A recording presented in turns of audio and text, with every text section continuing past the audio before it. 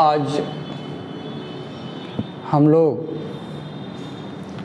Future continuous tense के बारे में पढ़ेंगे।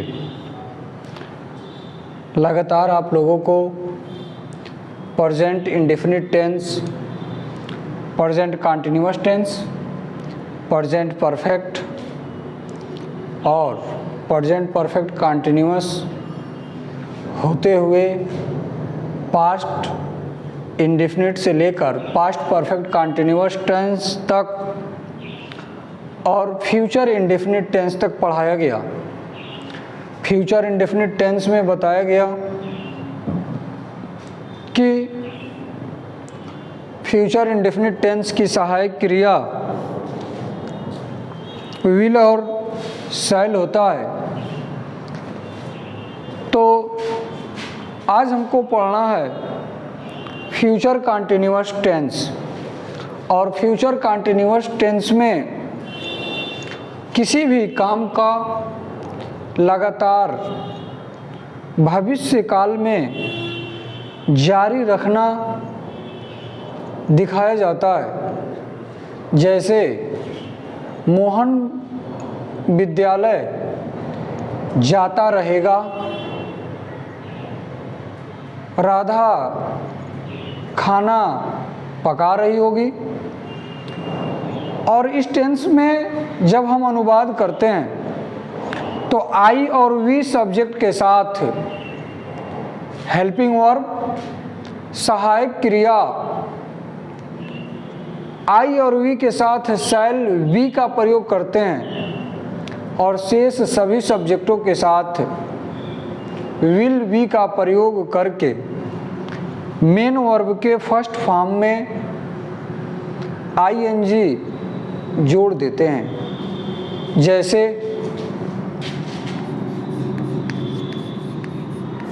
मोहन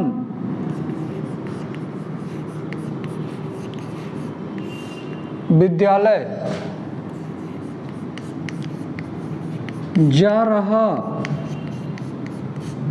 होगा। अब देखिएगा होगा और काम को जारी दिखाया गया है तो सबसे पहले लिखेंगे मोहन और इसके साथ सहायक क्रिया विल बी। और हम लोग कल पढ़े थे V1 और आज हम लोगों को पढ़ना है V1 में ING। तो Mohan will be going to school. अगर हम लोग अपना पाठ याद करते रहेंगे, कंटिन्यूटी दिखाई जा रही है, काम जारी है, तो ऐसे वाक्यों का अनुवाद हम बनाएंगे वी। अब इसके साथ सहायक क्रिया शैल का प्रयोग करेंगे वी शैल बी। अब याद करना का अंग्रेजी लिखेंगे लर्न में आईएनजी जोड़ देंगे और वी के साथ अपना अंग्रेजी लिखेंगे आवर। लेसन हम लोग अपना पाठ याद करते रहेंगे। ऐसे ही आइए देखते हैं, देखेंगे future continuous tense. Future continuous tense में किसी सब्जेक्ट के द्वारा भविष्य काल में किसी कार्य का जारी रखना पाया जाता है। पहचान दिया है इस टेंस के हिंदी वाक्यों के अंत में रहा होगा, रही होगी, रहे होंगे आदि शब्द आते हैं। अनुवाद बनाने के नियम में बताया गया है इस टेंस में अनुवाद करते समय आई और वी सब्जेक्ट के साथ सहायक क्रिया शैल बी और शेष सभी सब्जेक्ट के साथ विल बी का प्रयोग करके मेन वर्ब के फर्स्ट फॉर्म में ing जोड़ देते हैं। आपको बताया गया कि ही, सी, इट, दे सभी सब्जेक्टों के साथ विल, वी का प्रयोग करते हैं। जैसे subject plus will oblique shall plus be plus V1 में ing plus object plus etc। जैसे दिया गया है हम कल अलीगढ़ जा रहे होंगे, हम कल अलीगढ़ जा रहे होंगे। सब्जेक्ट दिया है हम यानी वी के साथ सहायक क्रिया शैल वी, और जा रहे होंगे तो मेन वर्ब के फर्स्ट फॉर्म में ing, we shall be going to Aligarh, और कल की अंग्रेजी टुमारो। राम का भाई वहाँ खेल रहा होगा, Ram's brother will be playing there. माली पौधों को पानी देता रहेगा, तो माली का लिखेंगे the gardener will be watering the plants. माली पौधों को पानी देता रहेगा। वे लड़के कक्षा में शोर मचाते रहेंगे, दोज बॉयज यानी वे लड़के will be making a noise in the class. दिया है अफर्मेटिव सेंटेंस के बाद निगेटिव सेंटेंस देखेंगे।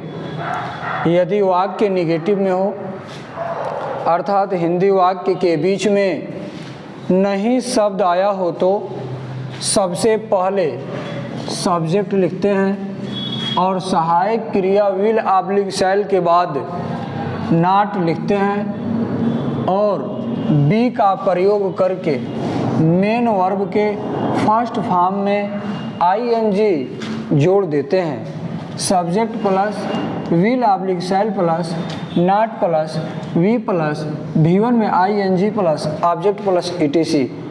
दिया चपरासी उस समय घंटी नहीं बजा रहा होगा, तो सबसे पहले दी प्यून यह सब्जेक्ट होगा, सहायक क्रिया will, the peon will not negative में है और नॉट के बाद वी, घंटी बजाना का रिंगिंग दी बेल और है उस समय तो at that time. The peon will not be ringing the bell at that time. चपरासी उस समय घंटी नहीं बजा रहा होगा।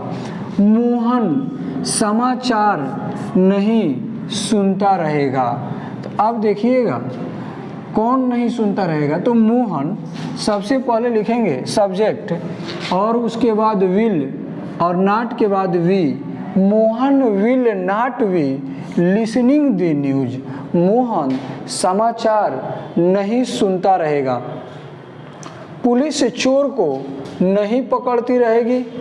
Police will not be apprehending arrest. Arrest भी होता है, अरेस्ट एक पकड़ने का कैच भी होता है। तो एप्रीहेंडिंग दी थीफ, यहाँ एप्रीहेंडिंग ज़्यादा उपयुक्त होगा, इसलिए मैं अपने दोस्त से मिलने नहीं जाता रहूँगा।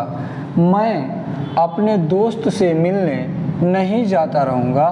तो सब्जेक्ट होगा आई के साथ सहायक क्रिया शैल।